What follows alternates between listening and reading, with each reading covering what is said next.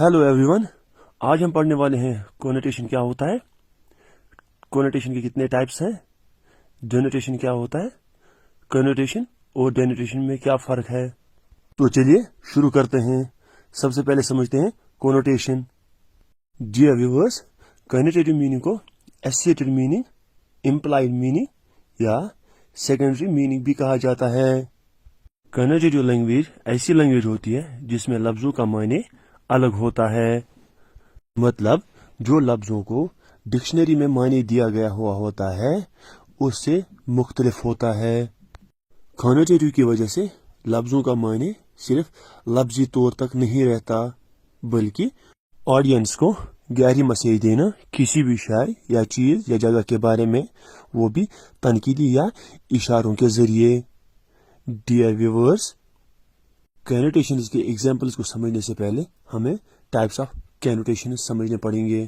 Connotations के 3 किस्में हैं।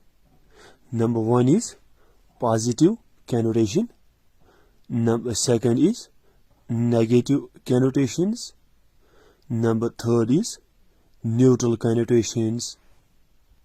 चलिए अब इन तीनों कोनोटेशंस को एग्जांपल के थ्रू समझने की कोशिश करेंगे। एक लफ्ज है अफोर्डेबल। अफोर्डेबल का मतलब हो गया सस्ता। चलिए अब इस अफोर्डेबल लफ्ज को हम पॉजिटिव कोनोटेशन के द्वारा समझने की कोशिश करेंगे।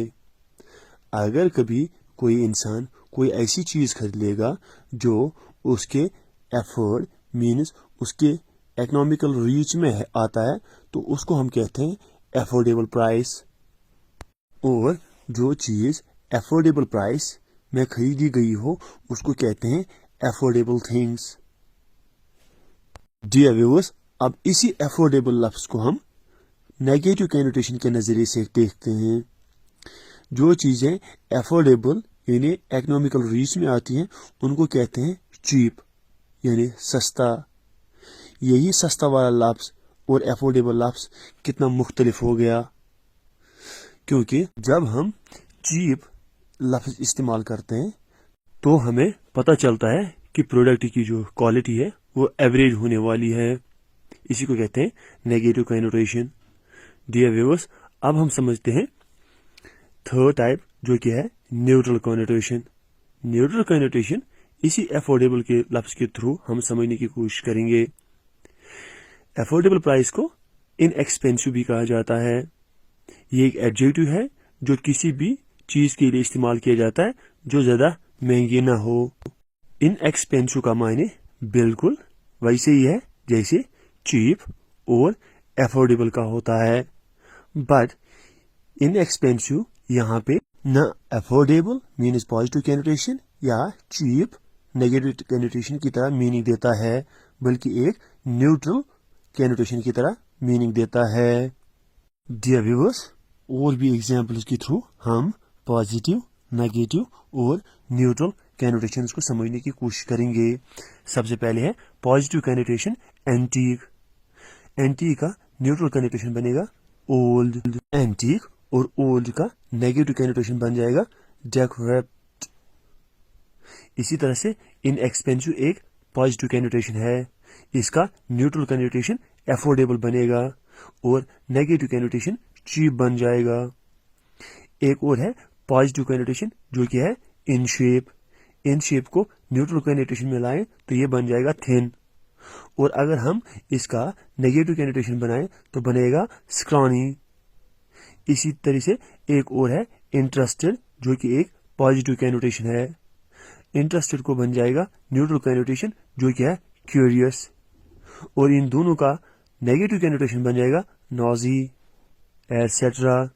डियर व्यूअर्स, यहाँ तक आप समझ गए होंगे कि पॉजिटिव कोनोटेशन ऐसा कोनोटेशन होता है जो हमेशा लफ्जों का गुड साइड यानी सही वाला साइड देखता है, और न्यूट्रल कोनोटेशन वो कोनोटेशन होता है जो ना बुरा देखता है ना अच्छा देखता है, और नेगेटिव कोनोटेशन हमेशा चीजों को तनकीदी नजरिया से देखते हैं, मीन्स नेगेटिव साइड से देखते हैं।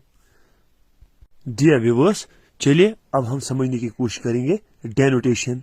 डेनोटेशन सिंपली हो गया जो माने लफ्जों को डिक्शनरी के द्वारा दिया गया होता है उसी मायने पे यकीन कर लेना, उसी को कहते हैं डेनोटेशन मीनिंग, या यूं कहे जो मायने लफ्ज दे रहे हैं उसी पे यकीन कर लेना। डियर व्यूअर्स, चलिए अब हम जानने की कोशिश करेंगे कि कैनोटेशन और डेनोटेशन मीनिंग में क्या फर्क है। सबसे पहले कुछ लफ्जों के थ्रू समझने की कोशिश करेंगे। जैसे पहला वर्ड है फॉक्स। डेनोटेशन के हिसाब से फॉक्स का मतलब हो गया रेड स्मॉल वाइल्ड डॉग, लेकिन कैनोटेशन के हिसाब से फॉक्स का मतलब हो गया attractive lady. Second example is denotation के हिसाब से ग्रीजी वर्ड का मतलब हो गया कवर इन ग्रीज, लेकिन कैनोटेशन के हिसाब से ग्रीजी का मतलब हो गया क्रीपी। तीसरा है स्नेक। डेनोटेशन के हिसाब से स्नेक का मतलब हो गया लॉन्ग लेगलेस रेप्टाइल, बट कैनोटेशन के हिसाब से स्नेक का मतलब हो गया अनट्रस्टवर्दी पर्सन।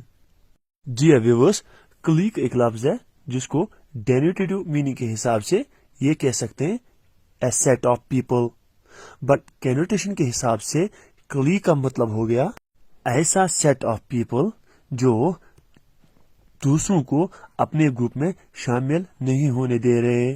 इसीलिए इस जो इम्पैक्ट है वो नेगेटिव इम्पैक्ट है, इसीलिए हम इसको नेगेटिव कैनोटेशन भी कह सकते हैं। दूसरा है क्लब। डेनोटेशन का देखें तो डेनोटेशन के हिसाब से club means A set of people, कुछ लोगों का झुंड, बट कैनोटेशन के हिसाब से क्लब का मतलब हो गया कुछ लोग जो आपस में मिले हुए हैं और वो कोई भी काम वॉन्टली कर रहे हैं।